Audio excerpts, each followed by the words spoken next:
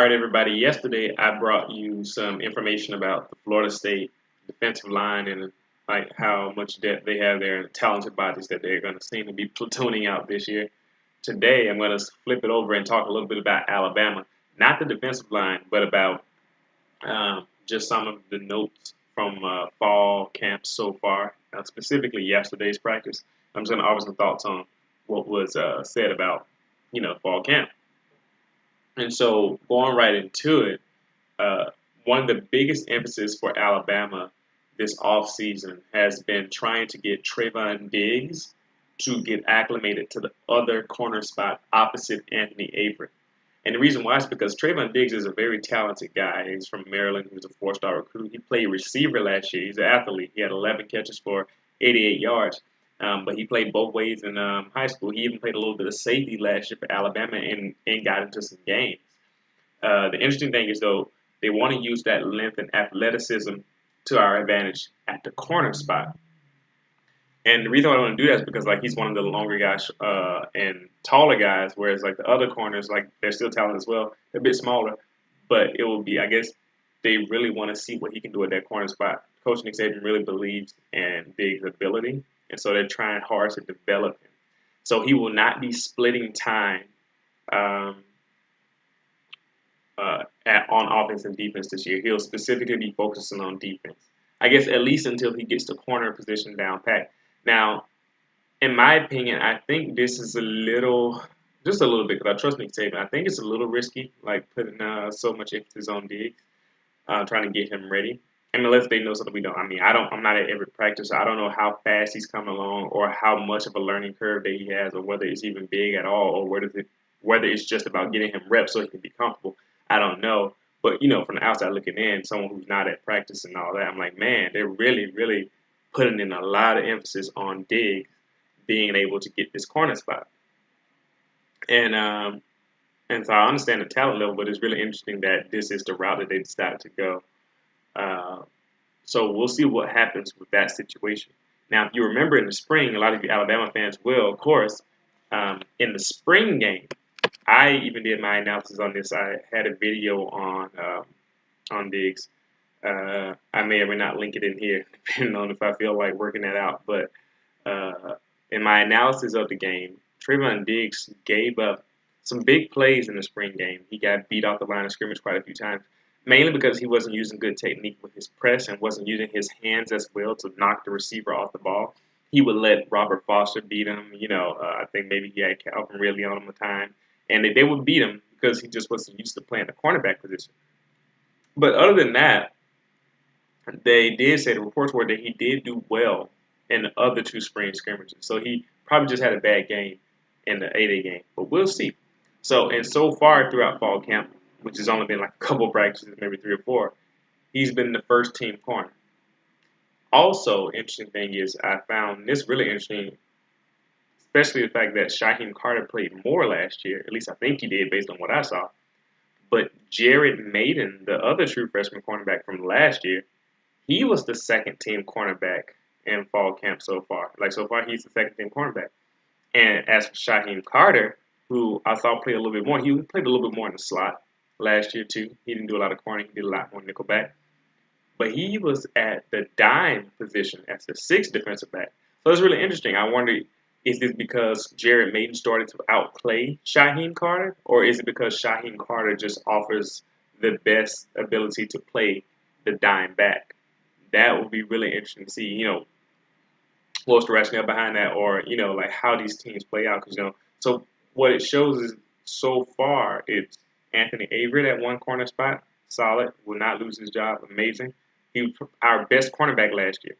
And that's really interesting. Anthony Averett was our best cornerback last year, but Marlon Humphrey was drafted number 16 overall. If Averett keeps up his play and doesn't get injured, he should go higher than Marlon Humphrey did. If teams are paying attention to him, that is. Most likely they will, because Alabama has scouts, looking at the practice anyway. But yeah, so Shaheem Carter is the sixth DB, working out the dime package.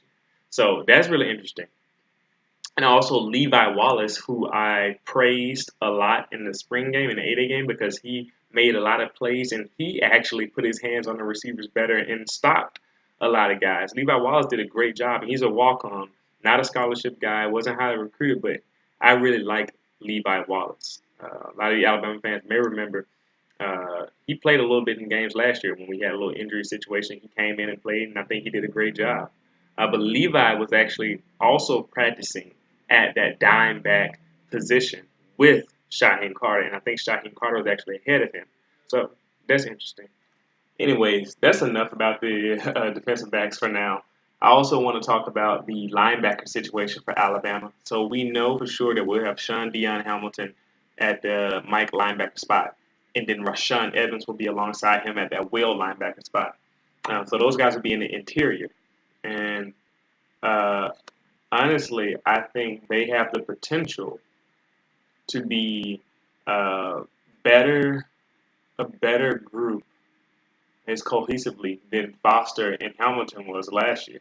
And the reason why I say that is because I believe Sean Dion Hamilton fits the Mike linebacker role a little bit better than Reuben Foster did, and I believe Rashawn Evans actually will be a really good will linebacker. He'll be able to kind of be free and flow through the line of scrimmage. His defensive line, he's at the block, and he's fast, so he'll be able to get to the ball carrier and blow up some plays.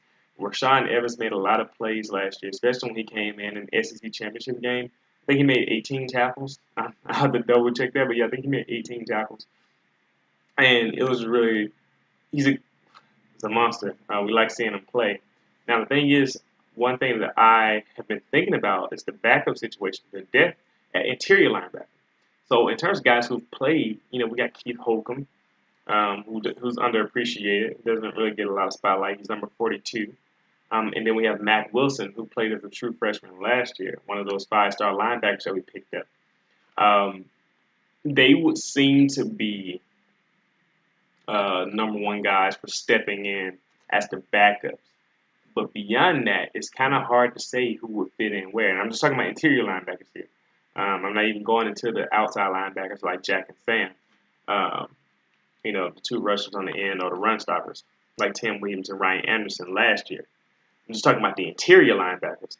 Now you also have Dylan Moses, who may or may not can do a few positions. He can do interior and outside. And I can't forget about also Alabama legacy and five-star freshman from last year as well with Matt Wilson, Ben Davis, who redshirted. So in terms of like who's backing up the interior, Holcomb, Wilson, Moses, and Ben Davis, they seem like they may be the guys. It'll be interesting to see if there are other people who are like pushing for time or who are making an impression during the fall camp.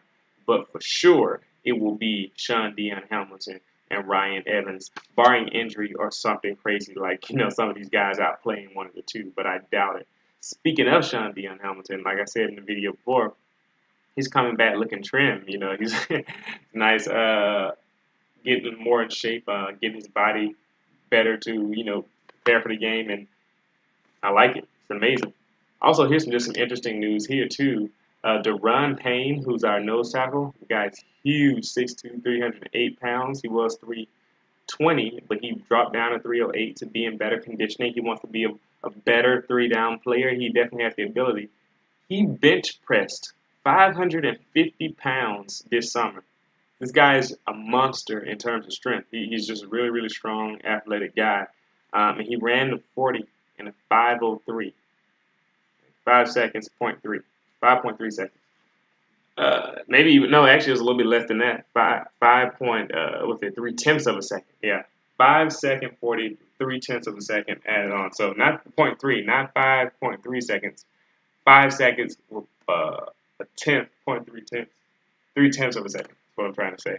So that's basically really close to running a 5 flat, and he's consistent because last year he also ran a 4.93. So this guy, he's athletic. He's a big guy. I really like that. Florida State's not the only one with a monster defensive tackle. I think that's going to be something that a lot of people aren't going to talk about, but something that I really enjoy. You have Deron Payne, who's the monster at nose tackle for Alabama, and you have Derek Nottie, who is the monster defensive tackle for Florida State. Who they both seem like they're going to try to make a big impact this year. So I'm excited to see what type of impact they can have for their respective teams, obviously. Also, just the last thing here, I'm going to talk about not Reuben Foster, Robert Foster, who's a wide receiver for Alabama. Some of you may remember he was a five-star wide receiver in the 2013 class out of Pennsylvania. Came to Alabama, dealt with a bit of an injury situation at the red shirt. Started out strong in his red shirt sophomore season, but got a shoulder injury. Calvin Ridley took over, and he really couldn't make an impact last year as he was still recovering. And now he thought about transferring, but he decided not to, and it seems it's paying off for him because it looks like he will be the starting outside receiver. He's replacing on Darius Stewart, who was also the outside receiver from last year. So we'll have Calvin Ridley on one outside spot, and we'll have Robert Foster on one outside spot. And those two, honestly, should be a very potent combination. A lot of people underestimate Alabama's receiving core because they didn't get a lot of passes. But these guys are both fast, and they're relatively tall, about 6'1", 6'2", so they can get down the field, and they're tall enough to go for the ball. Those two on the outside provide quite a mismatch, especially since they're so fast. I think Calvin really runs in the 4.3. Robert Foster for sure runs a 4.3, 4.40. So he blazes, and this is how fast he actually is. He beat starter Anthony Averett, the cornerback, who runs a low 4.3 40 as well. And I think at one point, Anthony Averett ran a 4.28 40. He beat him on a go route in practice for a touchdown.